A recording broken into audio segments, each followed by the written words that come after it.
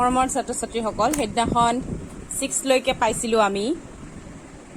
নতুনকৈ অহা টিচাৰজনে আব্দুল কালামক লগুণ পিন্ধা ল'ৰাটোৰ ওচৰত বহাৰ পৰা তুলি নি শেষৰ বেঞ্চলৈ বহাই দিছিল আৰু সেই সিনটো ৰামানন্দ শাস্ত্ৰীয়ে যে কান্দিছিল সেই সিনটো তেওঁৰ এতিয়াও মনত আছে তালৈকে পাইছিলো তাৰ পিছৰডখৰ চাবা 7 পৰা after school we went home and told our respective parents about the incident স্কুলৰ পিছত আমি ঘৰলৈ গলো আৰু মই মোৰ মা দেউতাক আৰু ৰামানন্দ শাস্ত্ৰীয়ে তাৰ দেউতাক মাক দেউতাকক ঘৰত গৈ মানে নিজৰ পেৰেণ্টছক গৈ ঘটনাটোৰ বিষয়ে ক'লে এনেকে হ'ল বুলি লক্ষ্মণা শাস্ত্ৰী সৰি মই ৰামানন্দ লক্ষ্মণা শাস্ত্ৰী হ'ল ৰামানন্দৰ দেউতাক সামন দ্য টিচাৰ তেওঁ মাতি পঠিয়ালে সামন মানে মাতি পঠিয়ালে এণ্ড আৱাৰ প্ৰেজেন্স আৰু আমাৰ সন্মুখতে আমাৰ উপস্থিতিতে told the teacher that he should not spare the poison of social inequality and communal intolerance in the minds of innocent children. আৰু আমাৰ সন্মুখতে লক্ষ্মণা শাস্ত্ৰীয়ে টিচাৰজনক ক'লে যে আপুনি সামাজিক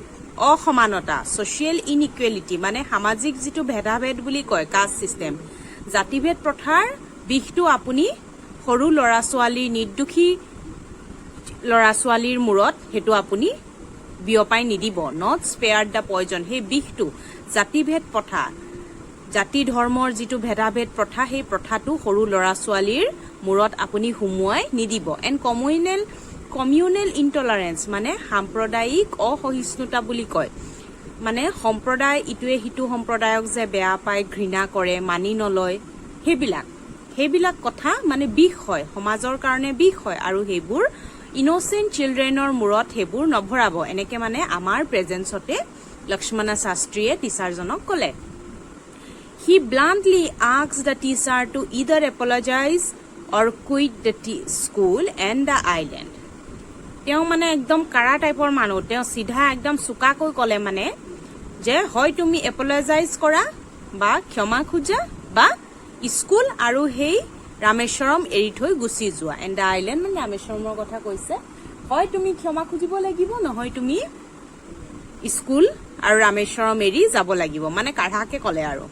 not only did the teacher regret his behaviour টিচাৰজন তেওঁৰ ব্যৱহাৰত মানে বৰ অনুতপ্ত হ'ল বৰ পস্তাইছে আৰু but the strong sense of conviction Lakshmana Shastri conveyed ultimately reform the young teacher Lakshmana শাস্ত্ৰীৰ যি মানে শক্তিশালী যিটো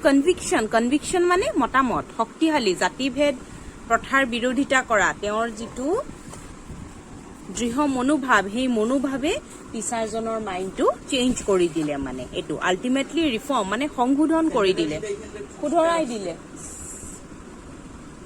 গৰমেলৈকে হৈছে ঠাণ্ডা দিনে ক'লে কিছু হ'ব না পৰে পিন্ধিলে সেইটোৱে কৈছে বাট লক্ষ্মণা শাস্ত্ৰীৰ যি দৃঢ় মনোভাৱ সেই দৃঢ় মনোভাৱে টিচাৰজনক একেবাৰে মানে সলাই পেলালে মানে শুধৰাই পেলালে হা শাস্ত্ৰী কনভেট মানে ব্যক্ত কৰা বুজাইছে কোৱা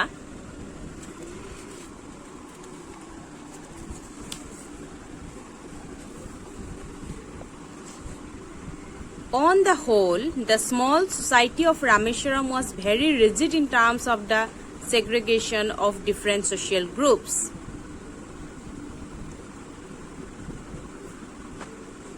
Rameshwaramor jikhon horu homaj, he horu homajkhon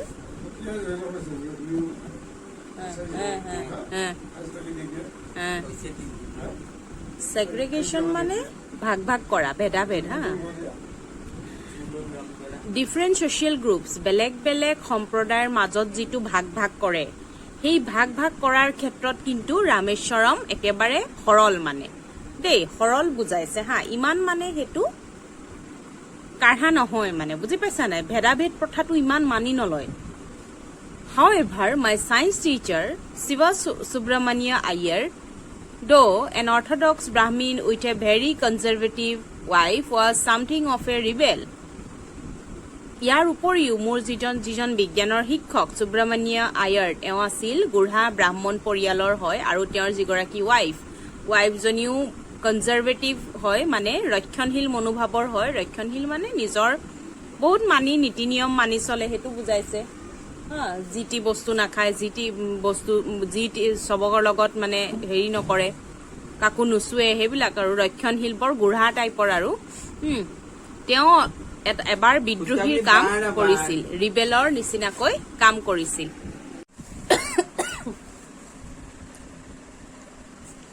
আমি ক'ত আছিলো যে ৰামেশ্বৰমৰ যিখন সৰু ছ'চাইটি তাত ভেদাভেদ প্ৰথাটো ইমান এটা মানি নচলে মানে সৰল মানুহখিনি হাউএভাৰ এইটো পাইছিলো সুব্ৰমণিয়া আয়াৰে এবাৰ বিদ্ৰোহী নিচিনাকে এটা কাম কৰিছিল rebel He did his best to break social barriers so that people from varying backgrounds could mingle easily. তেওঁ সামাজিক যিবোৰ বাধা সেই সামাজিক বাধাবোৰ আঁতৰাই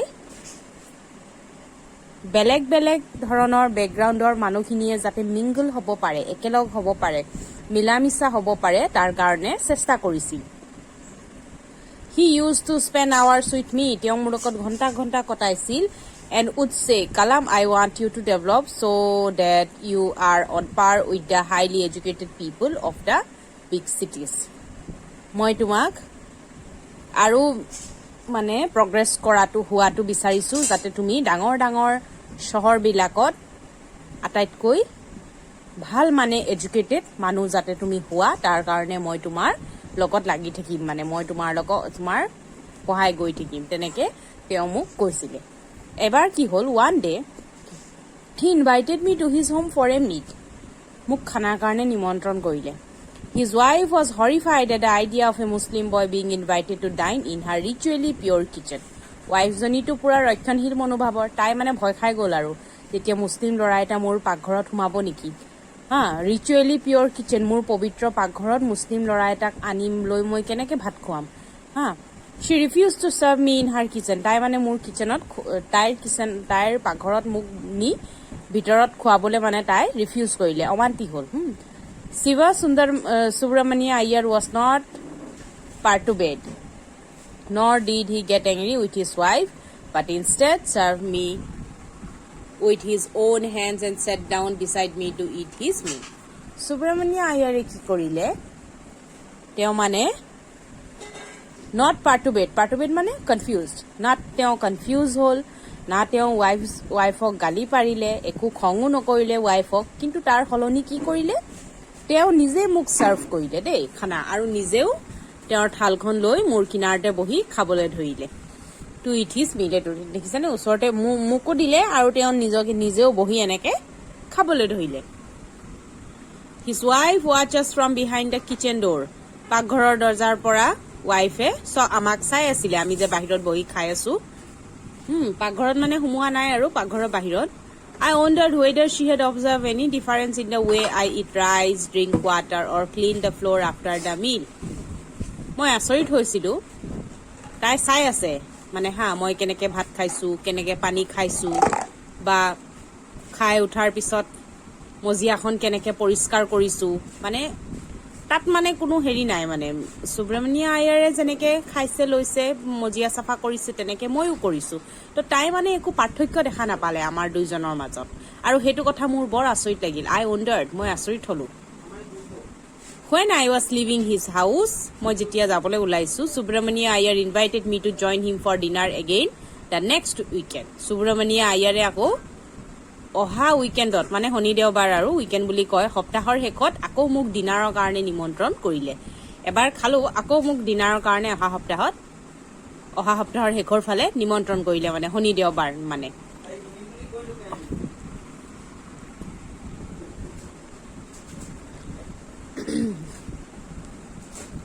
Observing my hesitation কিন্তু মই সংকোচবোধ কৰিলো মানে ৱাইফে বেয়া পাইছে ছাৰে আকৌ নিমন্ত্ৰণ কৰিছে বাইদেৱে বেয়া পাইছে তো মোৰ মানে অলপ সংকোচ হ'ল He told me not to get upset ছাৰে ক'লে আপসেট নহবা saying once you decide to change the system such problems have to be confronted যেতিয়া তুমি এই ব্যৱস্থা সমাজ ব্যৱস্থাটো যদি হলাবলৈ বিচাৰা তেতিয়া এনেকুৱা ধৰণৰ প্ৰবলেমছ কিছুমান আহিবই বুজি পালা চকলেট বিস্কুট নেই আমালিকে একটা আন লৈ আই যা ছাৰে ক'লে যে আপছেট নহবা, তুমি আহিবা, তুমি যদি সমাজৰ কিবা এটা সলনি কৰিব বিচাৰিছা, পৰিৱৰ্তন আনিবলৈ বিচাৰিছা, এনেকুৱা ধৰণৰ প্ৰব্লেমছবোৰৰ মুখামুখি হ'বই লাগিব। কনফ্ৰণ্টেড মানে মুখামুখি হ'বই লাগিব। When I visited his house the next week, অহা পিছৰ সপ্তাহত মই যেতিয়া তেওঁৰ ছাৰৰ ঘৰলৈ গ'লো, Shiva Subramania Iyer's wife took me inside her kitchen. ছাৰৰ ৱাইফে মোক পাকঘৰৰ ভিতৰলৈকে লৈ গ'ল and served me food with his own hands. আৰু নিজ হাতেৰে মোক খোৱা পৰিৱেশন কৰিলে। দেখিলানে, প্ৰথমবাৰ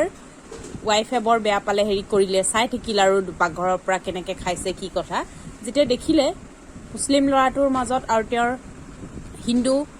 হাজবেণ্ডৰ খোৱাৰ ধৰণ পাতি চব একেই, একো পাৰ্থক্য নাই, দুইজনেই মানুহ হয়, হয়নে? তো তাইৰ মানে যিটো মনৰ যিটো বেয়া ভুল ধাৰণা আছিল, সেই ভুল ধাৰণাটো ভাগিল। পিছৰবাৰ যেতিয়া তাক ডিনাৰৰ কাৰণে নিমন্ত্ৰণ কৰা হৈছিল, তাই নিজ হাতে মানে পাকঘৰত বহুৱাই খুৱাইছিল। সৰু হৈ থাকোঁতে, তেতিয়া সৰু হৈ আছিল, ষ্টুডেণ্ট হয় আৰু এজন ছাৰ। আৰু এইটো দেখিছানে, সেইটো Then the Second World War was over. তেতিয়াই বিশ্বযুদ্ধ শেষ হ'ল, দ্বিতীয় বিশ্বযুদ্ধ শেষ হ'ল, and India's freedom was imminent. আৰু ভাৰতে স্বাধীনতা পাওঁ পাওঁ অৱস্থা হৈছে, আৰু পোৱাগে নাই, আৰু পাওঁ পাওঁ হৈছে। আৰু Indians will build their own India, declared Gandhiji. গান্ধীজীয়ে কৈছিল ভাৰতবাসীয়ে তেওঁলোকৰ বাবে নিজাকৈ ভাৰত গঢ়িব লাগিব। The whole country was filled with an